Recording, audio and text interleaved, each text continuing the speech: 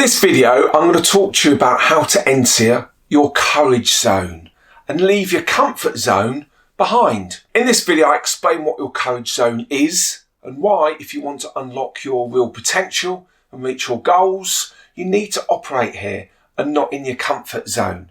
Your comfort zone may feel safe and cuddly, but in today's world, we've got to future-proof ourselves and take on more.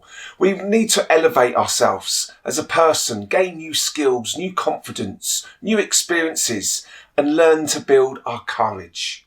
If so, then you need to push yourself beyond the boundaries of what just feels familiar.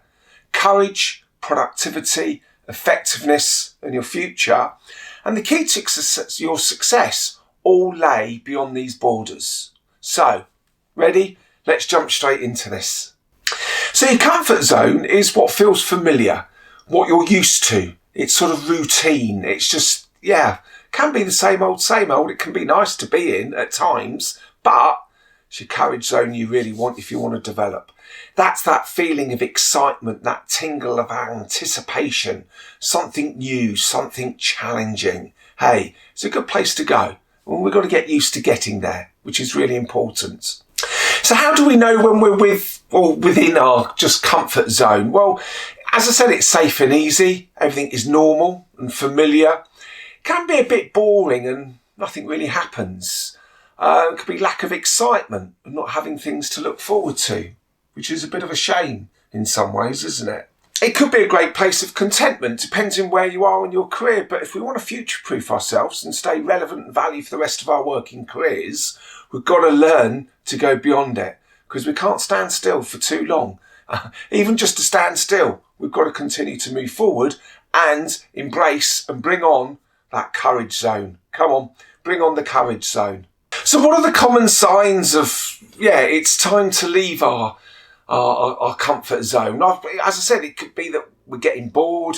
We're not getting new work opportunities. We've been overlooked. We start procrastinating, putting things off. Oh, we'll get round to that another day.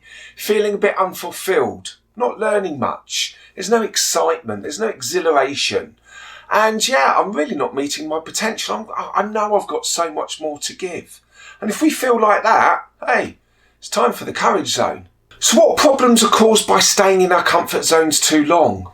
Lack of career opportunities. As I said, if we want to future-proof ourselves, we stop learning, lack of new experiences, opportunities, and we struggle to deal with change and that constant feeling of what next. And it can actually cause us a few problems. Well, not just a few problems, a lot of problems. We've got to look forward and start thinking how we're developing ourselves. And, as I keep saying, we need to bring on that courage zone. So it's great if you're still with me on the video, so thank you for that. And because of that, I'd like to offer you a free download that you'll see in the link below. I'm sure you're going to find it really helpful in managing your personal development so you can future-proof yourself for the rest of your working career. So before we actually start looking at coming outside of our comfort zone into our courage zone, let's just stop and sort of reflect back on our lives and our careers, because there's two good examples here. First one is life. Think about when you were younger, when you were a child and moving schools. You moved from a real comfort zone situation of a small school and perhaps to go to a bigger school. And you felt, wow, this feels different. That's you entering your courage zone. You just didn't realise it at the time. It's perhaps you had to move and perhaps had to make new friends. Perhaps you had to join new clubs, make new friends and new environments. And it can all feel a bit uncomfortable to start with, but then the courage zone is a good place to enter, because after a while, that can actually become your comfort zone. So we've all had these experiences in our life, perhaps difficult situations where we've had to deal with these things. We didn't necessarily like it, but we entered the courage zone, we dealt with it, and we've been better for it. So I think that happens in life in general, and we just need to reflect back on those. In the working environment, think about your first ever interview. Whee! How scary was that? Very scary. And that was coming outside your comfort zone into your courage zone. And then you got used to these things. You then got a job. That first few days, you didn't know what you didn't know. You were sort of, unconscious of your incompetence. And as time went on, you became conscious competence. You've got to learn how to use new systems, meet new people, make new contacts. And yeah, you kept going into your courage zone. And as I said before, that then becomes your comfort zone. So think about those presentations, think about those scary meetings, client meetings, presenting to our bosses. They're all courage zone challenges, as I call them. Yeah, and we need to bring a few more of those on. So well done on those courage zone challenges you've done in your life and your work so far, because if you've done it before, guess what? You can do it again. And that's how we build our self-esteem and confidence. We need to reflect on those. If this doesn't come naturally, you need to reflect on building these, write them down, these stories, the analogies that perhaps you've had of your experience, because as I say, if you've done it before, you can do it again. And this is a great way to start thinking. It develops our self-esteem, comfort zone to courage zone challenges. So let's look at new opportunities then to come outside of our comfort zone into our courage zone.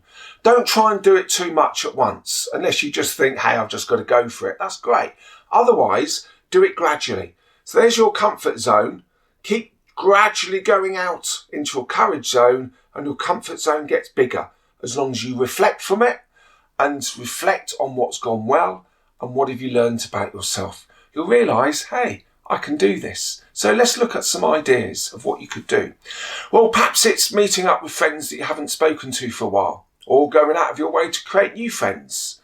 It could be visit a new place. It could be a new place to go on holiday. It may be that, you keep thinking, I want to do that walk, that challenge, or perhaps go to a new city. Go and experience something new. It could be reading different books, watching different types of films, having conversations with different types of people. There again, you're gradually going into your challenge zone, or your courage zone, as I call it, which is really important. Asking questions at meetings. Oh, that can be scary. It may be go to a coffee shop on your own. It may be attend client meetings. It may be taking on new responsibilities at work, learning something new, new qualifications. So all these things are just gradually helping you to come outside your comfort zone into your courage zone, and you will then start to reap your potential with new learnings and new opportunities. Perhaps each week write down a list of things that you've done new from the last week. That could be meetings, dealing with difficult situations, going perhaps a different way home from work if you're into a complete routine. It could be, travelling somewhere different or talking to new people. These are all really good examples. Write them down. This will give you the confidence to then write a list for next week. Hey, what can I do new this week? And start to think about what new little courage zone challenges do I need to set myself. It's a really good exercise to help you make that transition from comfort zone to challenge zone. Because remember, if you don't do it, who's going to do it for you? So what are the obstacles that perhaps gets in the way of moving from comfort zone to courage zone? Well, it's the feeling of fear, perhaps the unknown. But there again, if we do it gradually, that becomes easier. You may feel a bit uncomfortable or not so confident. But remember, you've done these examples before in life and in work, as I talked about earlier. So you gradually grow. So they are obstacles, but we know that we can deal with them. It may be that you were worried about what others think. I've got a little tip for you on this. I did a presentation skills course for a group of people last week, and they're all worried about what each other thought of them. So I went round the table, went round the room and said, well, what did you think of so-and-so when they were presenting? And they said, I thought they were really good. I thought they were really good and, delivered themselves in a really nice way.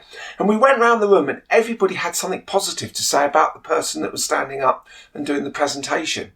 So very rarely are people thinking bad things of you. They're just sitting there admiring you actually and going, go on, go for it. So we don't need to worry about what others think. You may be feeling nervous but excited. Hey, that's a good way to be. So this can be seen as an obstacle, but gradually go outside your comfort zone into your courage zone. Deep down, you'll know you're doing the right thing of going into your courage zone. So just keep looking for opportunities. They're not obstacles, they're opportunities. So once you've taken on new activities and new experiences, you'll start to feel the fear diminish. You'll start to feel the nervousness diminish, and you will start to feel the anxiety sort of just reduce and go away, and you get more comfortable to these situations. Hey, we're winning now. This is really good. You've got to practice it though, with all the tips that I've spoken about so far. And yeah, we can now start going. Courage zone. Come on, I'm ready for you. So what daily and longer term specific actions can we do to operate within our courage zone on a regular basis? I'm constantly doing this. Video is one. Setting up a YouTube, writing a book, taking on new challenges of talks, networking events. Go and talk to people that you wouldn't normally talk to. Yeah, online and face-to-face ones. Talk to people who perhaps have more experience. Ask them some great questions. Go and get involved. Be inquisitive. Go and show an interest in others. Do regular goal-setting activities. Really important exercise to keep taking you outside your comfort zone into your courage zone. Reflect on what's gone well and what you've learned, and that will give you the confidence and the self-esteem to keep saying to yourself, bring on the courage zone. Yeah, we're starting to move forward with this. It just becomes part of our thinking and part of our everyday lives. It's important because we can then future-proof ourselves. We can learn, we can develop, we can take more on. It's a good place to be. So how long do we want to spend outside our comfort zone? And yeah, is our comfort zone a good thing? Well, little and often to start off with. Don't go rushing out there because you scare the pants off yourself and think, oh, I'm not doing that again. That was too scary. Do it little bit by little bit by little bit. But after a while, as I've said, going outside your comfort zone into your courage zone just becomes familiar. It becomes part of your comfort zone. This is a good place to be. You'll then start to feel more contentment, more happy, less anxious, less anxiety, less worrying about what other people think. It's a good place to be. So come on, let's go out there and say to ourselves, bring on the courage zones. So thank you for watching. I'd really love it if you could like and subscribe to the channel and to the video, and I look forward to meeting you on the next one.